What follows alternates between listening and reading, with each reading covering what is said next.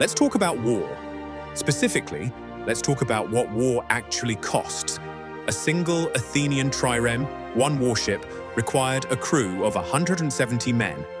Each man had to be paid. Each man had to be fed. For months. At the height of its power, Athens operated a fleet of over 300 of these ships. Do the math. That is 50,000 men every single day, on the water, eating, getting paid, for campaigns that sometimes lasted years, and the ships themselves, each one cost roughly a talent of silver to build.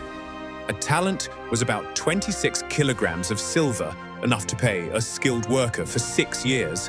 300 ships, hundreds of thousands of men, years of continuous warfare. The ancient Greeks didn't just fight wars, they industrialized war. And to do that, they had to build something just as impressive as their armies. They had to build a war economy. This is the story of how they did it, and how, eventually, the cost destroyed them.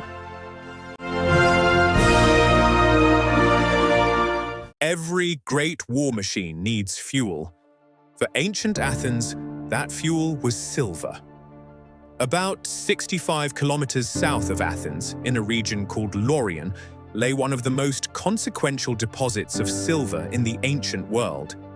The Athenians had known about these mines for centuries, but around 483 BC, they struck a particularly rich vein, so rich that it generated what ancient sources describe as a windfall profit for the entire city-state.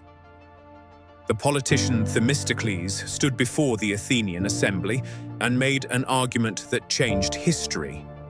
"Don't distribute the silver among the citizens," he said. "Use it to build ships." Athens voted yes. They built 200 new triremes. And 3 years later, those ships defeated the Persian fleet at the Battle of Salamis. One of the most decisive naval battles in history. The Laurion mines were extraordinary.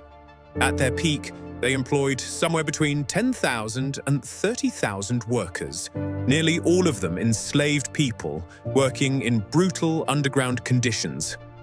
The mines ran 24 hours a day. The silver never stopped flowing. The Athenian state owned the land. Private operators leased the mining rights and kept a portion of the profits. The state took the rest. This created a permanent, reliable revenue stream that funded not just ships, but walls, temples, and the entire administrative apparatus of Athenian democracy. The Parthenon itself was built partly with money that came from the ground at Laurion, and partly from something even more controversial, something we will get to in a moment. But first, understand this. Without the silver mines, there is no Athenian navy. Without the navy, there is no Athenian empire. The entire structure of the classical Greek world rests on a foundation of silver and slave labor. Silver gave Athens its navy, but maintaining that navy and funding continuous warfare across the Aegean required something more. It required other people's money. In 478 BC, a year after the Greek city-states had repelled the Persian invasion, Athens led the formation of a new alliance. It was called the Delian League, named after the sacred island of Delos, where its treasury was initially housed. The stated purpose was collective defense. The member city-states of the Aegean would contribute either ships or money to a common fund, and Athens would coordinate the military response if Persia attacked again. It sounded reasonable. It was, in practice, the foundation of an empire. Most smaller city-states quickly discovered it was easier to pay tribute in silver than to build and crew warships themselves. So they paid. And Athens used that money to build more of its own ships, which it then used to enforce tribute collection from the very members who were supposedly free allies. By 454 BC, Athens made a move that stripped away any pretense of equality. They moved the Delian League treasury from Delos to Athens itself, claiming it needed better protection. What followed was one of history's most brazen acts of financial appropriation. Athens used Delian League tribute money to fund the construction of the Parthenon, the statue of Athena inside it, the long walls connecting Athens to its port at Piraeus, the beautification of the city under the leadership of Pericles. At its peak, the Delian League collected tribute from over 150 city-states across the Aegean. The annual tribute bill was enormous, hundreds of talents of silver flowing into Athens every year. Athens had turned a defensive alliance into a revenue empire, and its allies knew it. The resentment this created would eventually fuel the most destructive war in Greek history. The silver mines funded the fleet. The Delian League tribute funded expansion. But even that wasn't enough. War in the ancient Greek world was relentless. The Peloponnesian War alone lasted 27 years, from 431 to 404 BC. The financial strain was enormous. So Athens turned to its own wealthy citizens. The system was called the liturgy. From the Greek liturgia, meaning public service, it was a form of compulsory public spending assigned to the richest individuals. The most important liturgy for war was the triarchy. A wealthy citizen, a triarch, was assigned responsibility for a single trireme. This meant paying the crew's wages, maintaining the ship, and covering any costs that the state allocation didn't cover. This was not cheap. Equipping a trireme for a year could cost between 1 and 3 talents of silver. Wealthy Athenians also funded religious festivals, dramatic performances, and athletic competitions to maintain civic unity during wartime. The system allowed the rich to display their generosity publicly, boosting their political reputation. Athens got its war chest, but it had limits.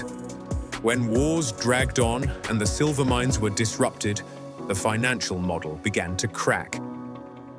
Sparta occupied Delian, causing Athens to lose access to tens of thousands of slave miners during the later stages of the war. Athens introduced a direct emergency war tax, the aisphora, levied on wealthy citizens. It was hated and resented. It signaled that the Athenian war machine was beginning to run out of road. The Peloponnesian War ended in 404 BC with Athens' total defeat. Its fleet was destroyed, its empire was dismantled, its walls were torn down. The Delian League tribute empire, the financial engine of Athenian power, was gone. But the economic story of ancient Greece doesn't end there. Athens' patterns in war finance would be studied and adapted by every major power that came after. Alexander the Great, when he launched his campaign against Persia, was famously running on almost empty. He funded his entire campaign from captured Persian treasury wealth, essentially looting the empire as he conquered it. The Romans built their war finance model on Greek foundations, tribute from conquered territories and taxation. What Greece taught the world was a lesson that is uncomfortable. Democracy and empire are not opposites. Athens' democracy was funded by the tribute extracted from people who had no vote, no voice, and no choice. The silver that paid for the Parthenon came from enslaved hands in the mines of Delian. The democracy that the Athenians celebrated was subsidized by the subjugation of their allies across the Aegean. That contradiction between the ideals Athens proclaimed and the economic reality is one of history's most instructive stories. Because empires always cost something, the question is always, who pays? If this gave you a new way of thinking, subscribe to OP Vault for more economic history every week.